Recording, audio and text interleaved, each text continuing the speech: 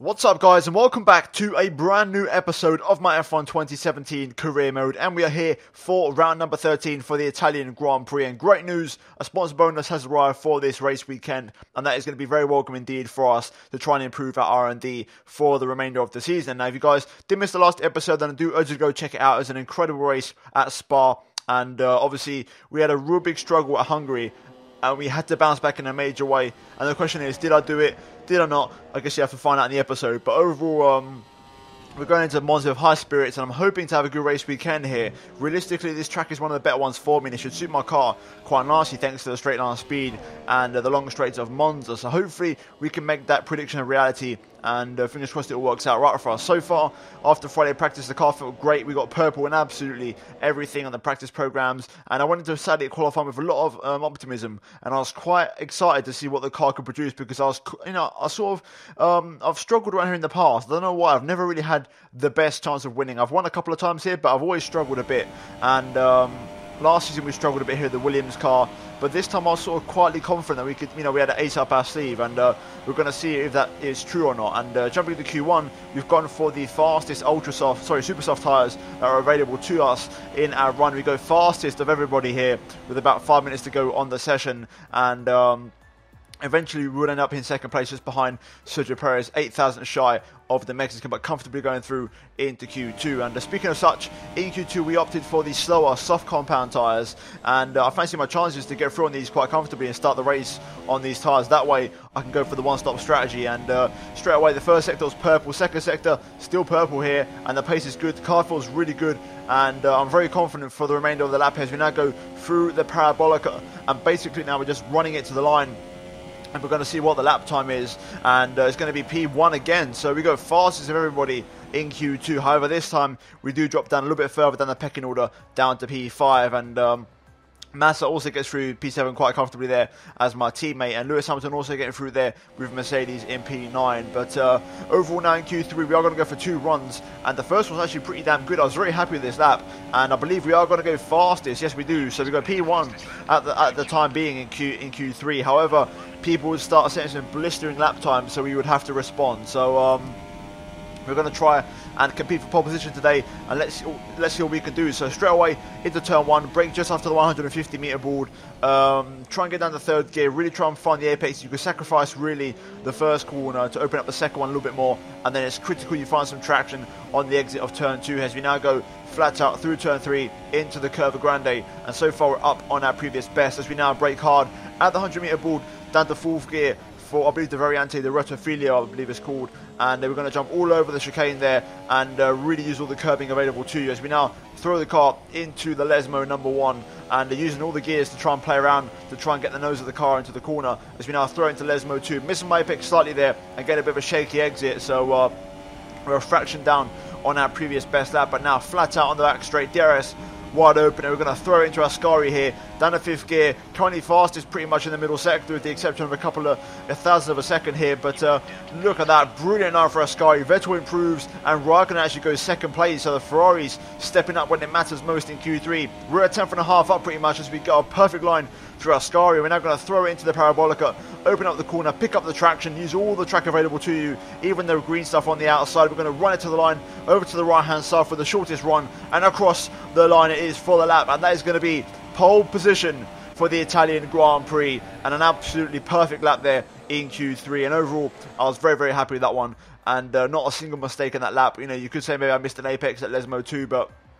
in the grand scheme of things, a very good lap, a very competitive lap, and one that I was very, very happy with. And that's going to see us take pole position in Ferrari's backyard. And we're going to be joined on the front row by Sebastian Vettel, with Kimi Raikkonen not too far behind, with Valtteri Bottas joining him on the second row. Massa manages P8, both of the Red Bulls only managing 9th and 10th there. But overall, a positive qualifying for us, and hopefully we can convert this pole position into a positive race result tomorrow in the race. Right, here we are then on the grid for the Italian Grand Prix, and it's P1 after a brilliant qualifying session and pole position for the race, and beating the Ferraris in their own backyard, and hopefully we can try and convert this pole position into a positive race result. Realistically, I need to get the win because we need to get our championship title back on track, and realistically if Raikkonen can beat Vettel, then that would suit me because Vettel's got a 7-point lead at the top of the championship. So the task is simple. We've got to try and win the race today, get another 25 points in the bag, and make the most of the 2 power circuits that mainly suit our car, and bounce back in the best possible way after the disaster that we had at Hungary. And then obviously going to Singapore, hopefully we could try and make something happen around there with the high aero, which I think we can sort of maybe do something like Monaco and try and pull something out of the bag. But overall, Monza, a very quick race. It goes by in a flash. It's the fastest one on the calendar in terms of overall race time, so I'm looking forward to it. It's going to be a very short but intense race, and slipstream is going to be the name of the day. So if we can break the slipstream from Sebastian Vettel, we're doing pretty alright for ourselves, and hoping that Vettel and those behind actually get battling thanks to the DRS and slipstream. In terms of the race strategy for today's race, as you can see, we have a simple one stop onto the mediums. Now, I know the other guys around me are on super softs, and I think they'll probably put off the one stop anyway, but because of our higher tyre wear, we have to run the softs compared to them running the super softs, but that's the only way we can match them for a one stop strategy. But overall, I'm not too concerned. We are running the fuel pretty much marginal, bang on target, and I'm looking to try and be nice and aggressive in this first part of the race on these tyres. So let's try and get into it now and try and have a good race, and let's try and get 25 points at the end of the race. So let's jump into it now for round number 13 for the Italian Grand Prix. Right, here we go. We're going to get ready to the 5 red lights. Lights out and away we go. It's a pretty poor start from us. Vettel off to an absolute flyer, as is Kimi Räikkönen here, and we're going to cover off the inside, but Sebastian Vettel, absolutely incredible start in the Ferrari there, and Räikkönen goes out my inside. Both of the Ferraris on super softs here. We're going to force our way through into turn 2 there and get ahead of Räikkönen, but Sebastian Vettel leads the way in the Ferrari. Not the best of starts from us, but we've got a long way to go before the race finishes, and we can try and recover this. I feel more confident about a pace around here compared to Spa, so let's see how this race pans out.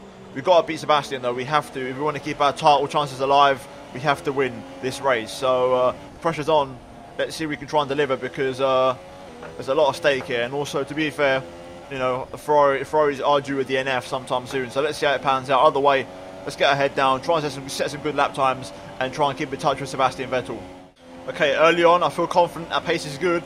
I will say this, our straight line speed is absolutely ridiculous. There is no way Räikkönen's getting past me unless he has DRS. As you can see, we're faster than Vettel, but Räikkönen is faster than me, so we're all bunching up here, and it's a 3-car breakaway early on. So let's see how this pans out. DRS is enabled, and Vettel hasn't been able to break me off, which is good news for us. So we can sort of settle into this race now and sort of prepare our chance to try and take Vettel. If it's going to happen, it's going to be into turn 1. But look at the straight line speed we have. Look how I gain in the slipstream in Sebastian Vettel. Look at the speed we have here.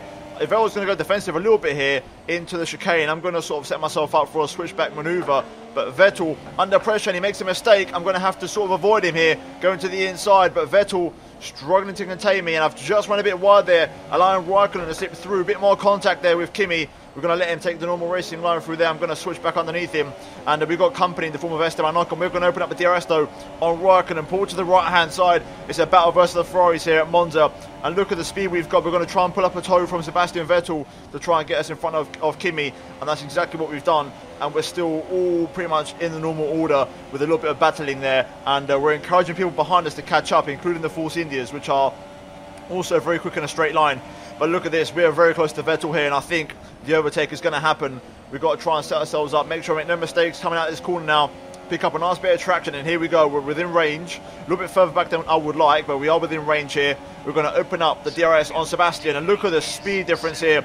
Major toe on the German. We're going to pull to the inside aggressively, and look at the difference. We've made the move comfortably before turn 1, and we're into the lead of the race, which is great news. And now the question is, obviously they are depending on slipstream, but the question is, do we have the pace to actually try and break these guys and leave them behind? I don't think I have, because my second sector is very poor, but my first and third are very strong. So let's see if we can try and make something happen here and try and stretch the pack out a little bit. Look at this, I'm actually pulling away from Sebastian. My straight line speed is incredible, and now Vettel is under attack from Räikkönen. I feel like Sebastian's pace, or race pace should I say, isn't great at the moment, so this is a chance for us to break away. We've got to make sure every corner is absolutely perfect. The Ferraris are battling, and there we go, we've got a gap.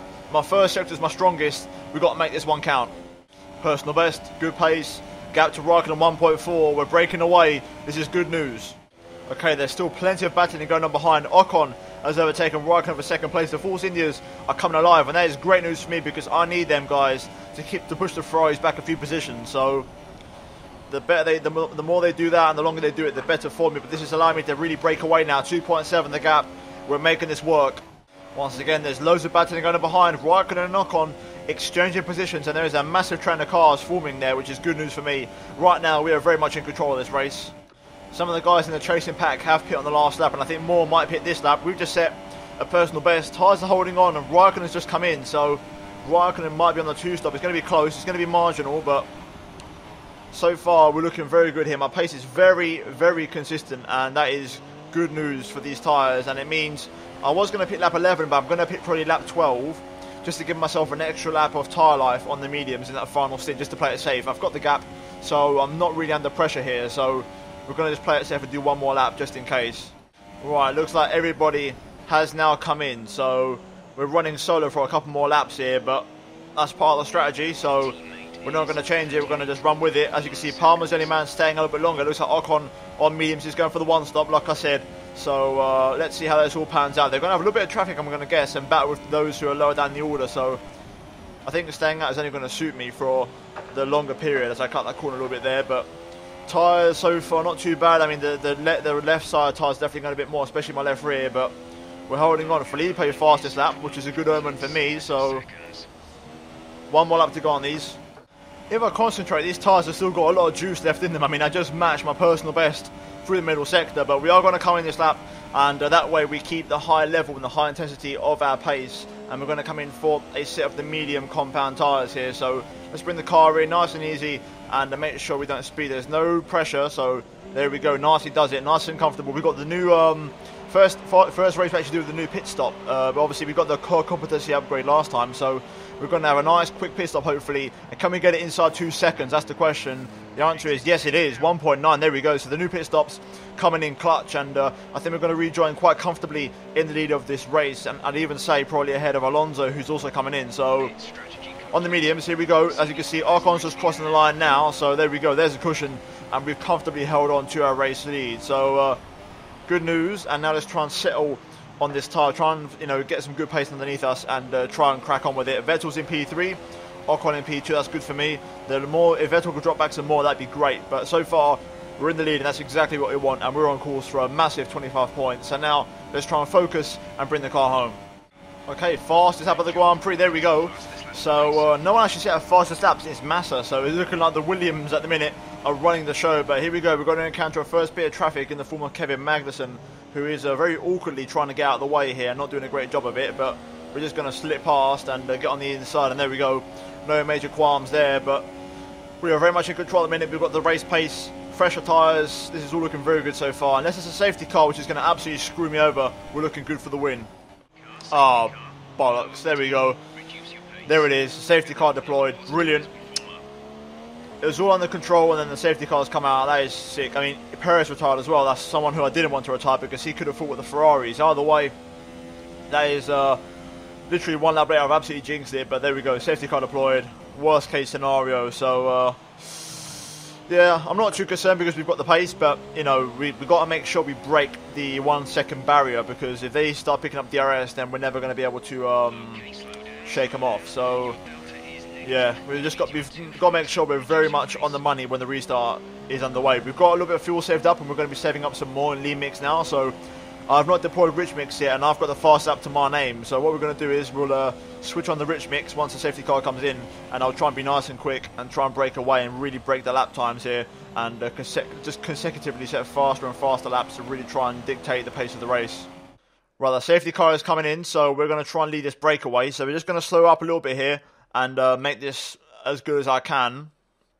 We're going to be nice and patient on the throttle. We're going to wait for it. We're going to wait. Try and wait as long as I can. Not let people accelerate. And then we're just going to floor it now. Get on the power. There we go. Straight on the power. Luckily we got Magnussen there, but unfortunately you have to get straight out of the way. So we're going to pull over to the right-hand side. Try and not get slipstreamed by Ocon. Look at the speed Ocon's got. Unlike Vettel, that Force India packs a serious punch, just like my car. So now we've got to see in rich mix, can we break away and can we rediscover a really good race pace? Let's wait and find out. First sector's our strongest. Let's try and get the hammer down. Fastest lap of the Grand Prix. We're trying to stretch these guys. Vettel's out of DRS. Ocon 6 tenths behind. We're stretching them. So 3-car breakaway. This is my last chance to break the DRS, as DRS is going to be enabled next lap. Ocon is hanging in there. I'm stretching him though. There we go into the 1 minute 21s. Gap up to 7/10. We're trying to break away. DRS enabled on the back straight this lap. Ocon is within DRS. He's hanging in there, but I'm still pushing. Another fast lap. This time though, Ocon responds thanks to the DRS, but there's nothing in it. We're controlling this gap at the minute. Okay, I've run out of bridge mix, but I think this might be the lap where I break Ocon's DRS. He's 8 tenths adrift in the middle sector, and the gap looks pretty big now. I think I might have just done it. I'm into the reserves of fuel. I'm going to have to save some fuel at some point before the end of the race, but the main thing is just trying to break Ocon's DRS, and I think I might have just done that this lap. Vettel, nowhere to be seen. He hasn't got the pace to keep up. The gap to Ocon is bang on a second. I think if he hasn't got it, then fair play. If he has got it, then it's just about, but we've got the gap to Ocon now. Right, on to the last lap. It's looking pretty much under control, so we're going to try and bring this one home. And it looks like we are going to get a big fat 25 points for this race. Right, into the Parabolica for the final time after 27 laps. And it's been a dominant performance pretty much from start to finish, besides the dodgy stubble. We're going to come through to win the Italian Grand Prix. Get in there. And another 25 points into the pocket. And 2 wins in a row, bouncing back very strongly after a disappointing Hungarian Grand Prix. And we gained 10 points back on the championship leader, Sebastian Vettel, which is very good news for us. So, overall, a very positive performance. I'm very happy Ocon managed to get ahead of Vettel there to sort of reduce his points. And also, for Ocon himself, that's a good amount of points for him to take home and get his season back on track. But overall, story of the day, we quite convincingly won. I was quite surprised, to be fair. We haven't really dominated around here as much as we have in the past 5 seasons. But this year, the upgrades in the car finally came together, and we had a very good car underneath us there, and the performance was absolutely brilliant. So overall, a great car, some incredible top speeds, and overall a really, really, really good race. As you can see, Van Dorn there getting a point from McLaren as well. Good job from him there. But as you can see on the podium, officially confirmed, we take the top step of the podium alongside Ocon and Sebastian, with Petty Low joining me there alongside. But overall, a very good race. 25 points, and overall for the team, a very, very good race. But we're now going to move into the final race results, drivers and constructors standings, because I think things are going to get very tight, especially in the Drivers' Championship.